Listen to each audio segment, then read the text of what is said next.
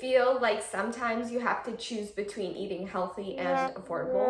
Oftentimes, that's what it comes down to. Eating healthy can be expensive, but it doesn't have to be. In this video, I'm going to share my top secrets on staying healthy on a budget. Avoid the pre-cut produce because you are paying for the convenience of having it cut up for you. When you do actually have it cut up for you, it gets bad a little bit quicker than if you were to buy the whole fruit or vegetable and just eat it as you go. Get into the grocery store with a plan and stick to it. So, you go to your produce, usually on the outer aisles, you go to your dairy, which is also on the back outer aisle, your eggs, right, your meats. And when you have this plan, you are less tempted to just scroll up and down the aisles. In fact, I will not really scroll up and down the aisles unless I know I need something specific, because when you do go up and down the aisles, you are more tempted to opt for junkier foods that you do not need in your house. If you have kids, they will nag you and they will just want everything from the snack aisle. Just stick to a plan and you'll be set.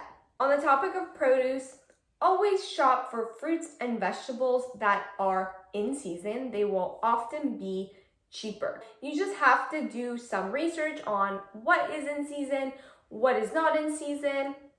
But on that note, you can also shop for frozen fruits and vegetables. There is nothing wrong with frozen fruits or vegetables. Actually, sometimes they can have more micronutrients in them than fresh fruits and vegetables, because when they are frozen, they are flash frozen, meaning they are frozen at the peak of their ripeness. And sometimes the fresh produce is, picked when it is not at its ripest and when it still could have more micronutrients. Cook your food at home. When you dine out, you are paying for the meal, you're also paying for tips, and the food is oftentimes not as healthy because, the restaurant prepares it with oil, they give you humongous portion sizes.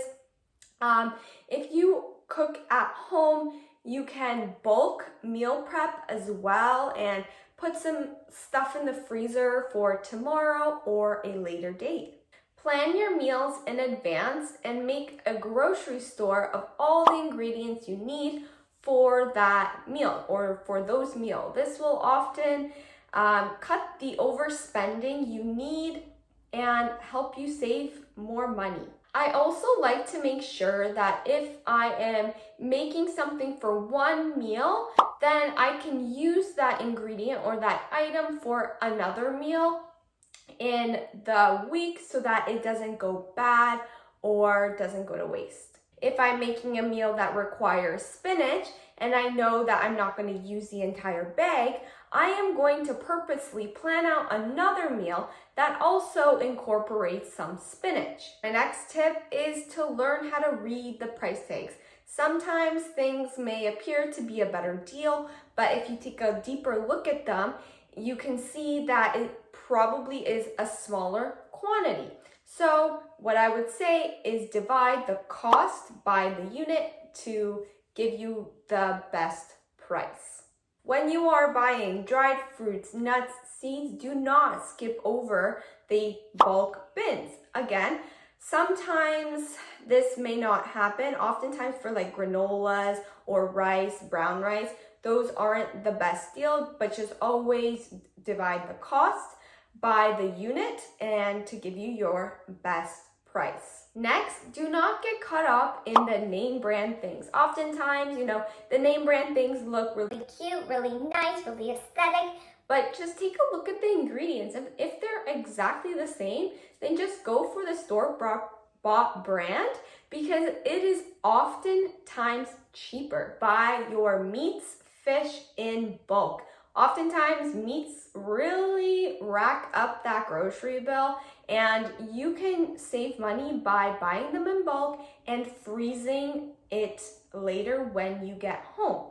Also, maybe have a meatless Monday kind of day so that you are not eating meat and the fish that are more expensive on that Monday. So maybe replacing it with a different form of protein, like some chickpeas or edamame beans, lentils. Stock up and save, especially on the non-perishable items like pasta, brown rice, the staple meals, the canned goods. It will really help save money in the long run when you do need those items. And also, don't fear stocking up on the meats because you can freeze them and they last really long when you do. Let me know in the comments below which tip you found most helpful, and if I miss anything, please leave it in the comments below because I'm always trying to save on my grocery bill.